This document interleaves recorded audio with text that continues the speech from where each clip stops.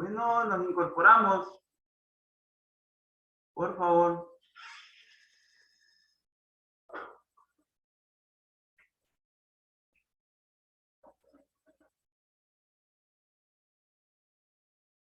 Bien.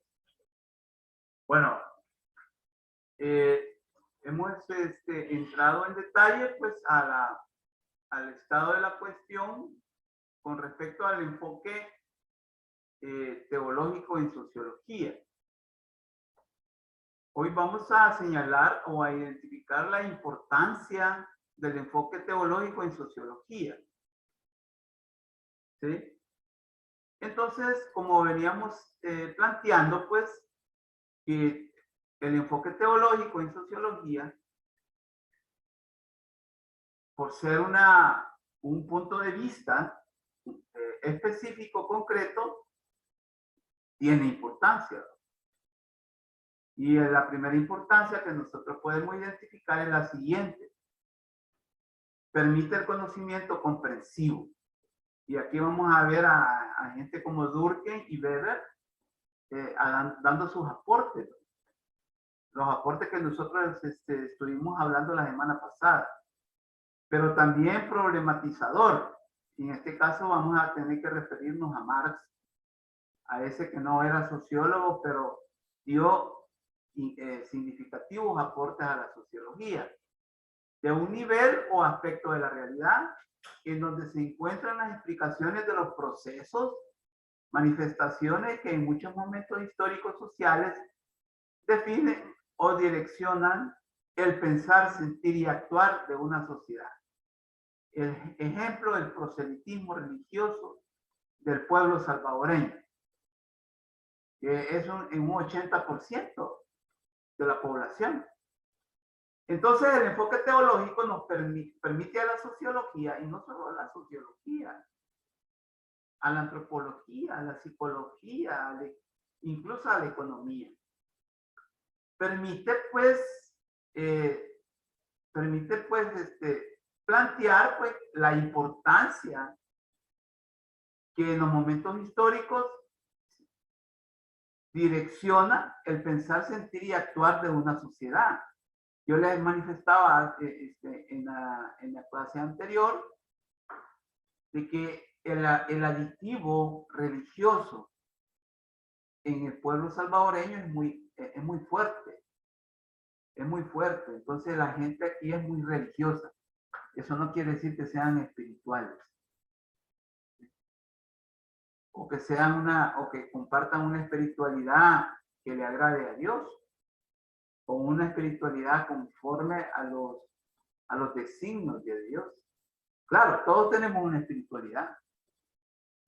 El ser humano comparte una espiritualidad. Y por eso que yo les decía, para bien o para mal. Pero lo que importa en este sentido es que haya una espiritualidad para bien. ¿Va? Si no, vamos a seguir hundiéndonos cada día en esta situación que estamos viviendo en El Salvador. Por ejemplo, la violencia. La violencia indiscriminada, la corrupción, la impunidad, etcétera, etcétera. Entonces, por eso que decimos aquí, ejemplo del proselitismo religioso del pueblo salvadoreño, que dice en un 80% de la población dice que creen en Dios. O sea, que usted hace una encuesta y más del 80% de la gente le va a decir que creen en Dios. Distinto es cuando usted le pregunta en qué Dios cree. Ahí sí ya el porcentaje podría variar. ¿En qué Dios creen ustedes? ¿En qué Dios es un Dios sádico, en un Dios castigador o en un Dios misericordioso, compasivo? Eso ya difiere necesariamente. Bien, entonces eso es lo importante. Permite saber comprensivamente cómo es el pensar, sentir y actuar de una sociedad. Esa es la primera importancia. El enfoque teológico. Ojo, esto es para examen. Dos, aporta un análisis que enriquece la posición holística de la realidad. Ojo, ¿recuerdan cuando hablábamos de que, por ejemplo, a Durkheim A gente como Durkheim le importaba mucho que las ciencias sociales y específicamente la sociología fueran ciencias holísticas o con proposiciones holísticas, o sea, integradoras, ¿sí? Integrales, totalizadoras. Entonces, el enfoque teológico contribuye a esa posición holística de la realidad, ya que como un nivel en donde se explican procesos decisivos y fundamentales para la vida de la sociedad moderna, no se puede pasar desapercibido en modo alguno la visión de mundo que influye grandemente en la espiritualidad y la religiosidad de las comunidades involucradas en el quehacer competente. ¿Qué es lo que queremos decir aquí?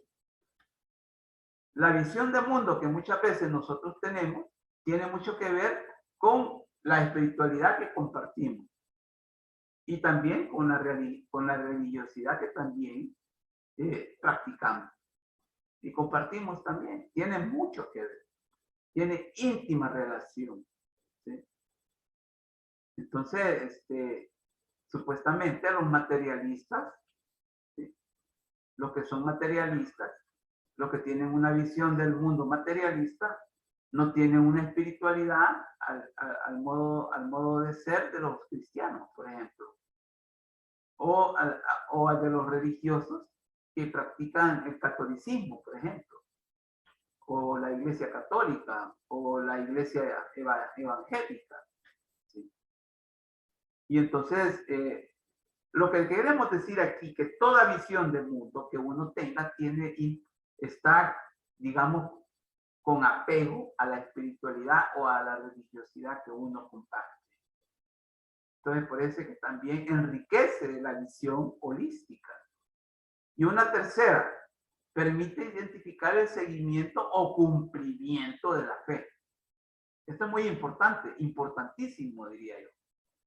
Porque el enfoque teológico también va a estar orientado su quehacer a identificar si hay seguimiento o hay cumplimiento de la fe a través del análisis de las manifestaciones, hechos y acciones que implican atribuir y explicar el grado de práctica de valores como el respeto a las diferencias, a la diversidad, tolerancia, solidaridad, en la entrega en los distintos medios de gracia que le llamamos muchas veces.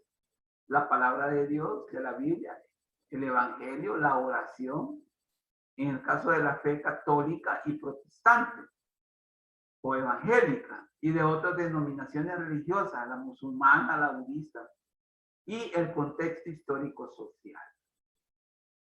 ¿Qué es lo que queremos decir con esto? ¿Hay seguimiento o hay cumplimiento? Hay seguimiento si nosotros, el seguimiento es un aspecto de los seres humanos en relación con Dios que se refiere precisamente a la obediencia, al respeto o a una vivencia más según el corazón de una divinidad. Ese es el seguimiento. Por eso que Jesús hablaba de seguimiento y no de cumplimiento. Si no, ustedes pueden remitirse, por ejemplo, al Evangelio, cuando Jesús les decía a sus discípulos, quien quiera ser mi discípulo, renuncie a sí mismo, tome su cruz y sígame. Esas tres fases enfatizó Jesús. Quien quiera ser mi discípulo, niéguese a sí mismo, tome su cruz y sígame. Eso lo dijo Jesús a sus discípulos. Y hoy es válido también. Entonces, eso es el seguimiento. Pero el cumplimiento, ¿cuál sería? Lo que hacían los fariseos. Más que todo cuando daban las ofrendas o cuando se ponían a orar. Ese era cumplimiento, pero no necesariamente seguimiento. Porque reprimían a la gente. Acuérdense que los fariseos eran dirigentes religiosos y por lo tanto tenían poder político y económico. Entonces, pero ellos se preocupaban más por el cumplimiento y no por el seguimiento. Y de lo que se trata es del seguimiento, porque el seguimiento construye, el seguimiento humaniza, al menos cuando, si lo hablamos en el buen sentido cristiano. El seguimiento humaniza, el seguimiento multiplica, facilita. ¿Está el cumplimiento? No, está íntimamente vinculado a un tiempo y a un espacio determinado y que después ya no se vuelve a saber de ese tiempo y de ese espacio hasta dentro de 8 días, etcétera. De la fe, de eso que llamamos fe. Entonces, entendía la fe como aquello que se cree, pero que no existe aún. Algo que va a suceder, pero que de acuerdo a la espiritualidad se va a cumplir o se va a dar. Esa es la fe. Aunque otros son más concretos. Hay teólogos que dicen, no, mire, la fe es la respuesta responsable al proyecto de Dios en medio de nosotros. Y eso tiene mucho que ver con encarnarse, ¿sí? Con el seguimiento a Dios. En este caso a Jesús, para los cristianos. Entonces, por eso es que decimos, pues, que el enfoque teológico puede darnos cuenta o nos permite identificar el seguimiento o el cumplimiento de la fe. De una fe, ¿qué? A una religión o a una espiritualidad. Y que esa fe se encuentra inmersa en un contexto histórico-social. Entonces, esto sería, pues, con respecto al enfoque teológico. ¿Hay alguna pregunta, alguna duda con respecto a eso? Una pregunta para ustedes sería, miren, ¿usted con qué se identifica? ¿Con una espiritualidad o con una religiosidad? Marina, ¿qué nos puedes decir? Marina de León, con todo lo que hemos hablado.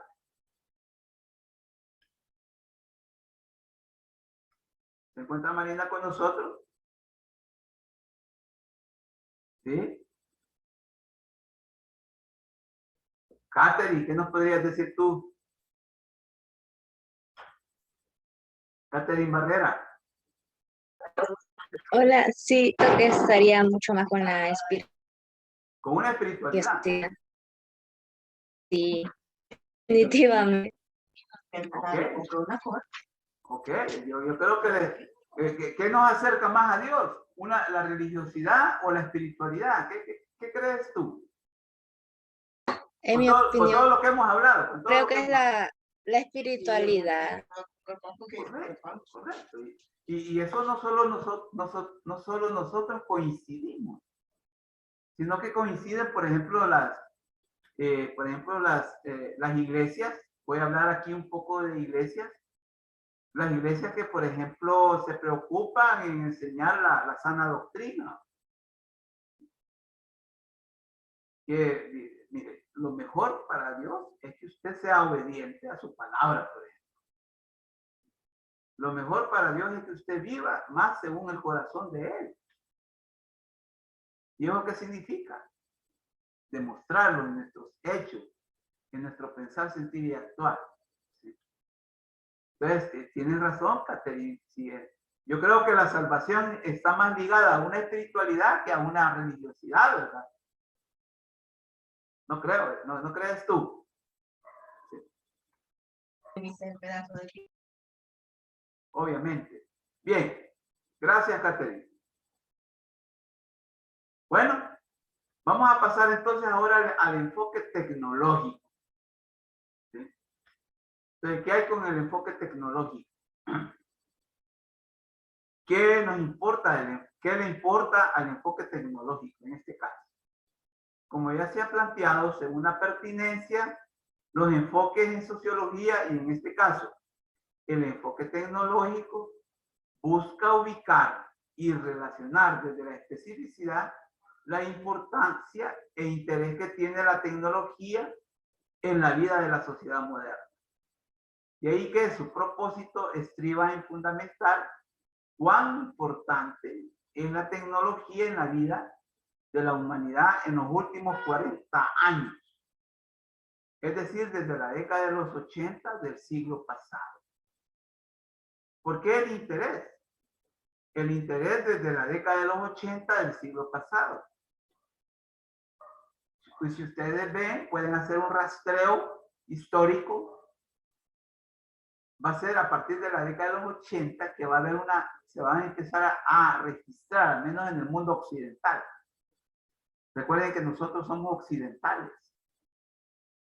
Desde que nos vinieron a colonizar los europeos en el siglo XVI, inmediatamente nos fuimos convirtiendo en occidentales. Entonces, desde el siglo XVI nosotros pertenecemos a la cultura occidental.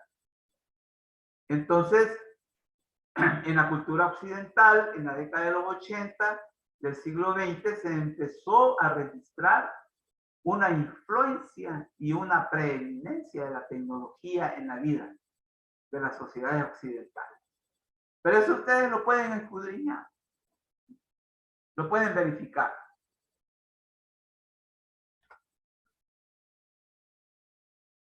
Surge a principios de los 80 en los campos también nuevos de la interacción entre ciencia, sociedad y tecnología. ¿Sí? Empieza a haber una relación más estrecha en la década de los 80. Entonces, no solo en la vida de millones de seres humanos en el mundo, sí, se va a registrar una influencia y una preeminencia de la tecnología, sino que también en la ciencia, en la sociedad y en la tecnología misma. ¿Sí? En los tres aspectos humanos muy importantes. Vamos a ver en la ciencia que va a haber una utilización de la tecnología más estrecha. Sí. La sociedad no digamos. Vamos a empezar a usar en la vida cotidiana dispositivos tecnológicos como nunca antes. Y no miren ahora también. Estamos precisamente pues utilizando dispositivos tecnológicos que hace 40 años no eran imaginados o imaginables. ¿Sí?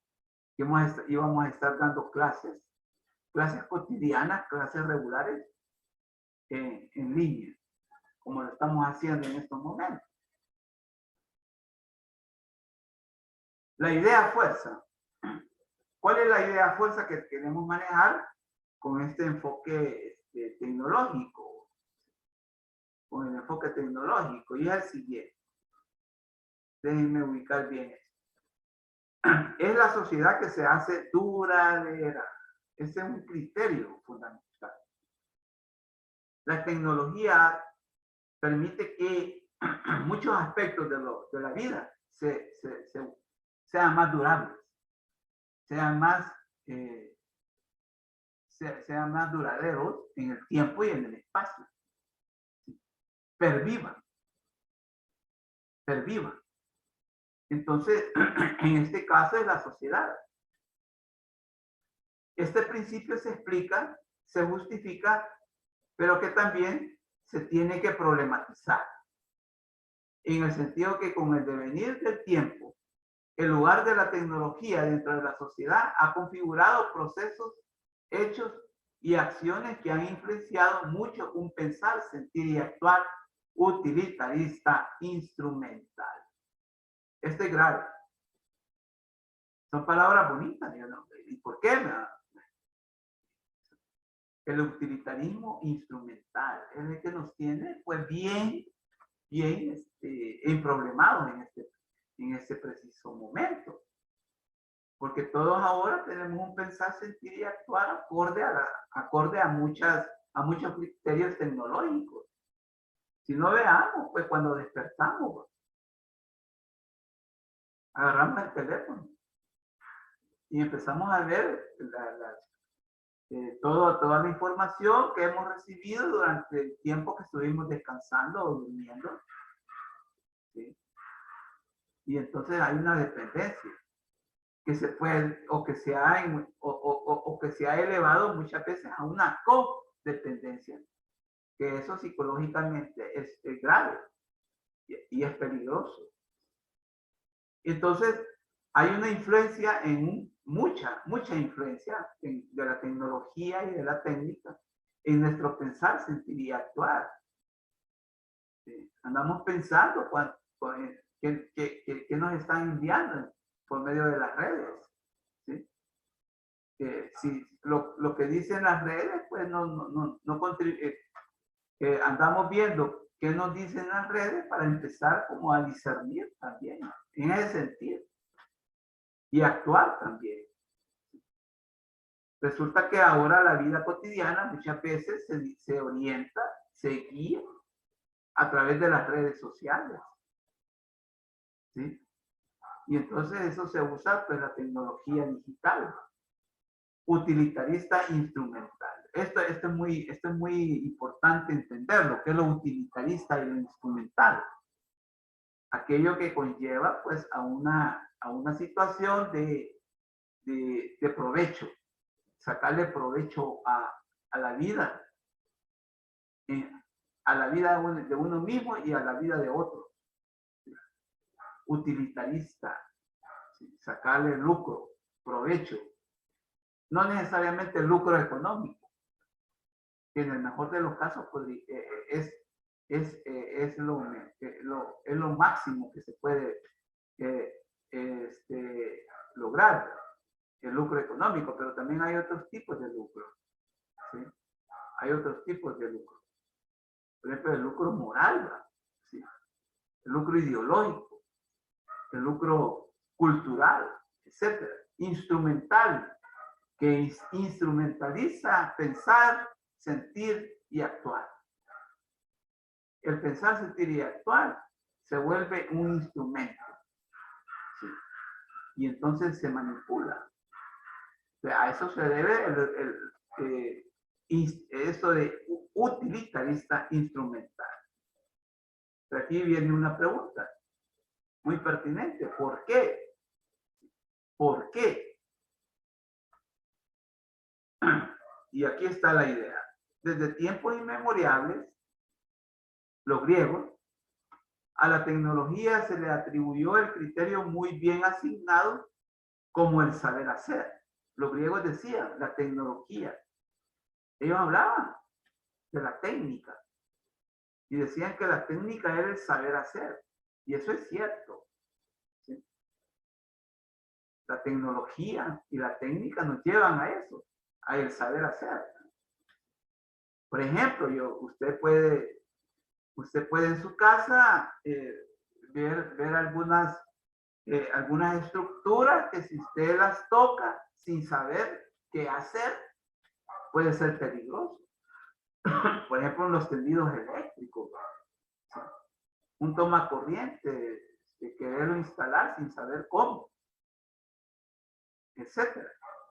Entonces, en realidad es muy importante la tecnología y la técnica en la vida de los seres humanos, porque se refieren precisamente al saber hacer.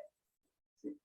Es decir, la existencia de necesidades y problemas que satisfacer y resolver le han planteado retos y desafíos a la sociedad, modos de proceder para construir la relación sujeto-realidad, basada en capacidades adquiridas y el modo eficaz y eficiente, según la civilización humana lo ha planteado en la tecnología.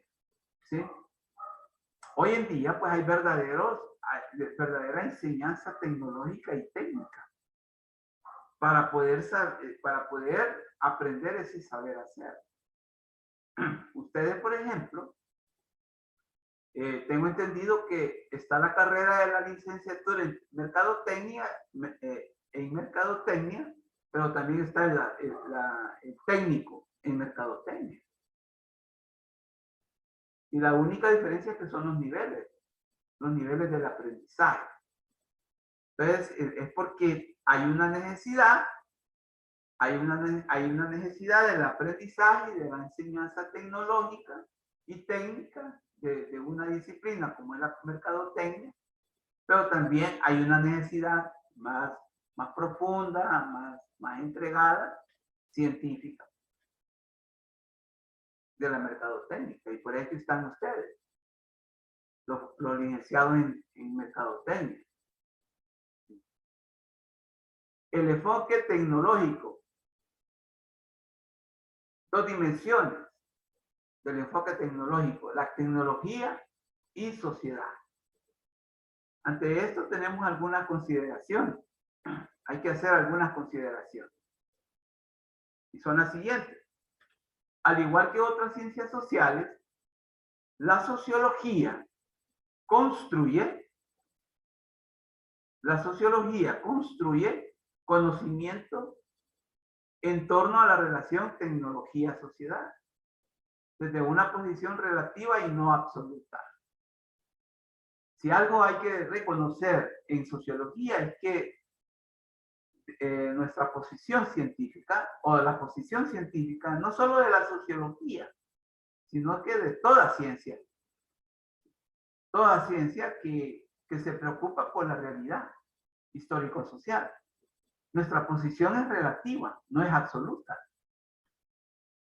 Por eso es que yo les digo, miren, si yo lo que les vengo aquí a plantear, pues ustedes lo pueden seguir escudriñando o desarrollando o incluso actualizando, ¿sí? Actualizando o también continuando. Entonces, no somos absolutos, gracias a Dios. Tenemos una posición relativa. Es decir, destacar el uso humanizador de la tecnología. A eso le interesa el enfoque tecnológico en sociología. ¿Sí? Destacar el uso o la posibilidad del uso humanizador de la tecnología.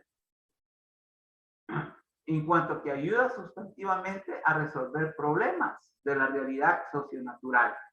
Ortega y Gasset, que es un escritor europeo, es español, a principios del siglo XX, él ya había hecho verdaderos ensayos y hablaba de que la tecnología y la técnica resolvían problemas, al menos en aquel entonces, o resolver problemas.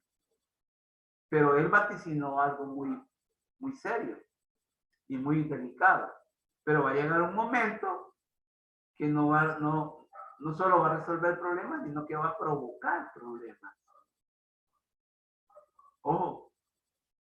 Y eso quizás es lo que ahora estamos nosotros, es a lo que ahora estamos asistiendo. Que la tecnología, si bien es cierto, resuelve problemas y los ha resuelto, ¿sí? Pero también los está provocando. Ojo con esto. Entonces, todo porque para satisfacer necesidades inmediatas e inmediatas propias del bien común, ¿sí? La tecnología tiene mucho que ver.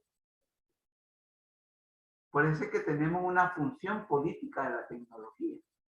Cuando la tecnología y la técnica se preocupan por el logro y la conservación y la posibilidad del bien común, entonces estamos pues en el lado bueno, en el lado excelente, en el lado valioso de la tecnología y de la técnica.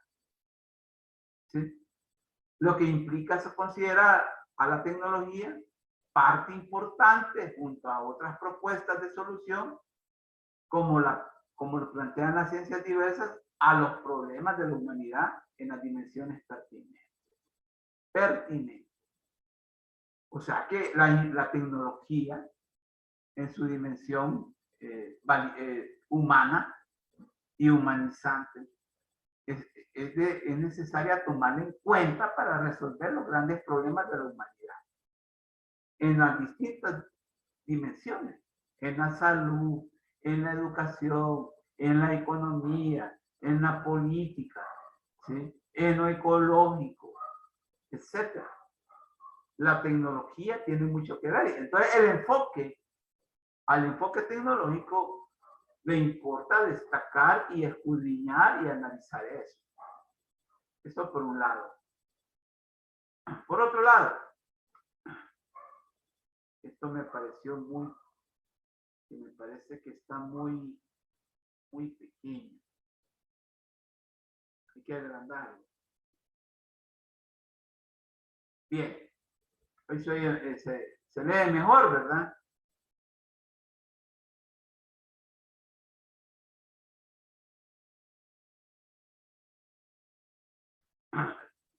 La sociología y su enfoque tecnológico no pueden soslayar y eludir la preocupación epistemológica e histórico-social de atribuirle el monopolio de las soluciones humanas a la tecnología y sus modos de proceder, dándole un sentido absoluto.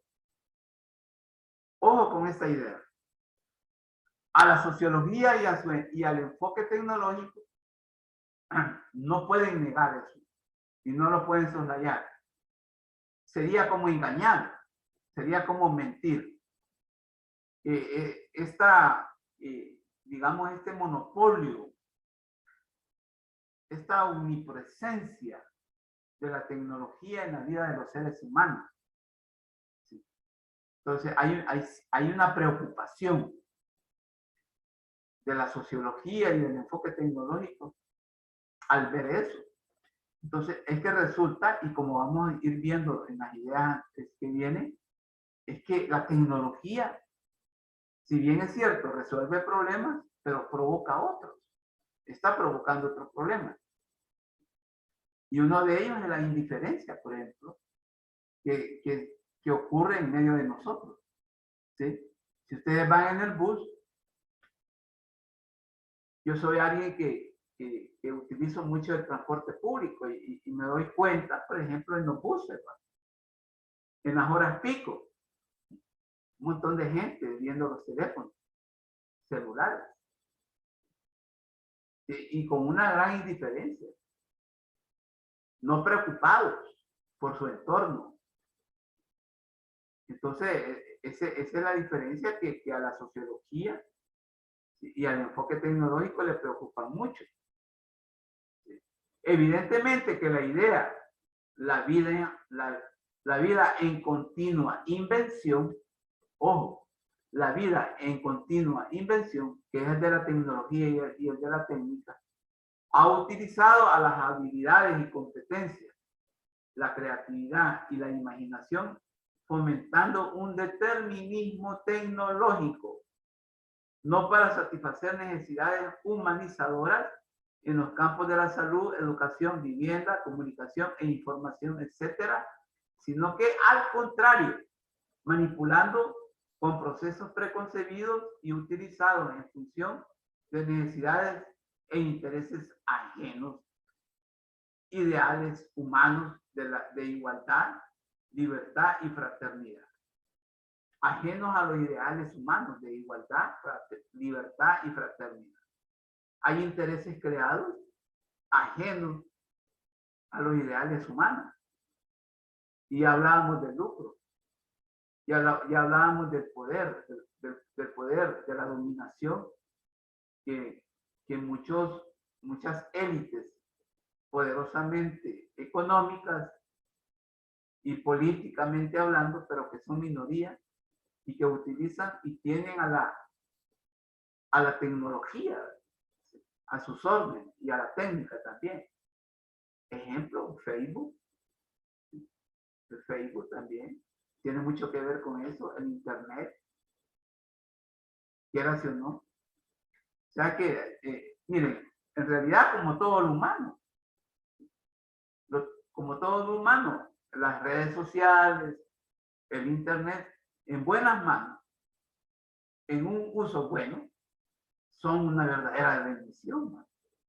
Pero en malas manos son verdaderas maldiciones.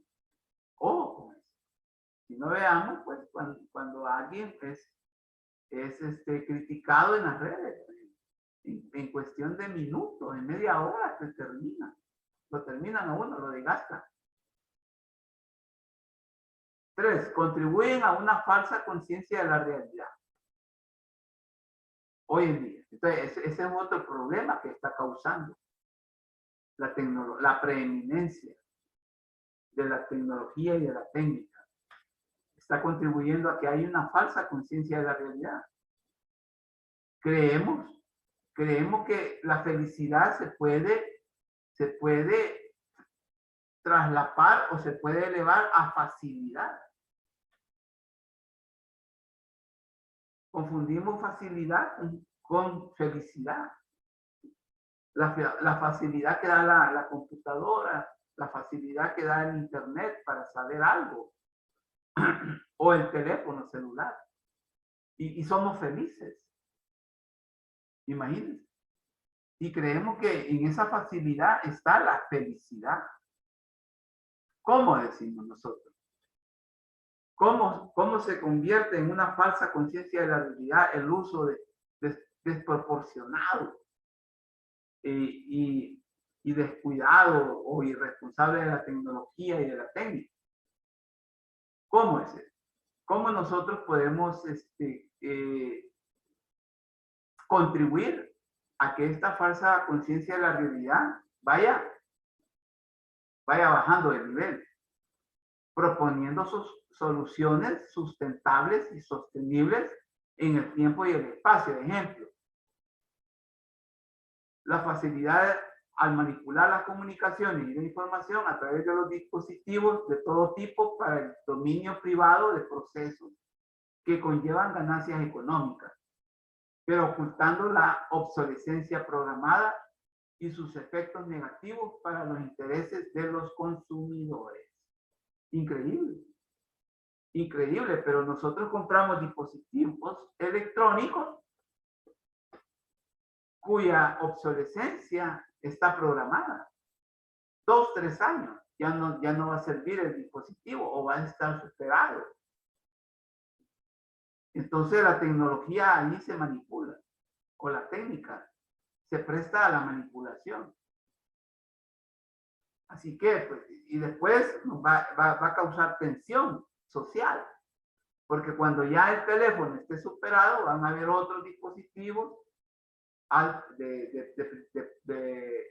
de primera generación o de tecnología de punta, y que la gente queriendo consumir esa tecnología, queriéndolos comprar y no tiene dinero, entonces eso crea tensión, ¿sí?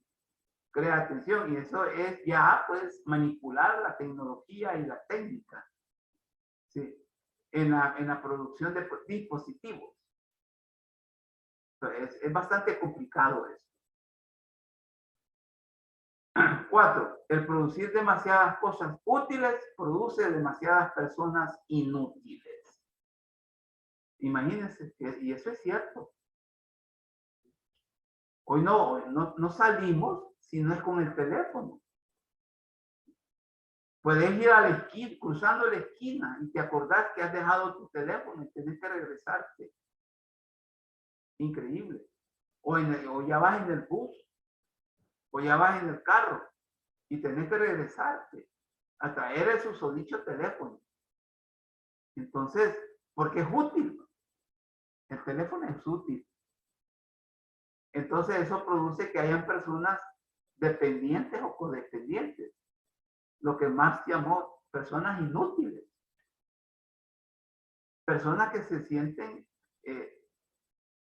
extremadamente mal si no llevan el teléfono al trabajo, a la fiesta, al paseo, incluso al baño. Entonces, y esto lo dijo Marx hace 200 años. El producir demasiadas cosas útiles va a producir demasiadas personas inútiles. Y eso es cierto. Hoy en día estamos en una situación similar. Hoy en día la tecnología ha hecho dominante la idea confusa de que el acceso a una abundancia de recursos y herramientas tecnológicas produce felicidad. De tal manera que confunden la felicidad con la facilidad. Lo que yo les decía hace unos minutos. Bien, el periodo de tiempo se nos ha acabado. Volveremos el día de mañana. ¿De acuerdo? Sí, De acuerdo. Buenas noches. Feliz noche. Bueno, feliz noche. Nos vemos mañana. Bueno, feliz noche. Feliz noche. Mucho gusto.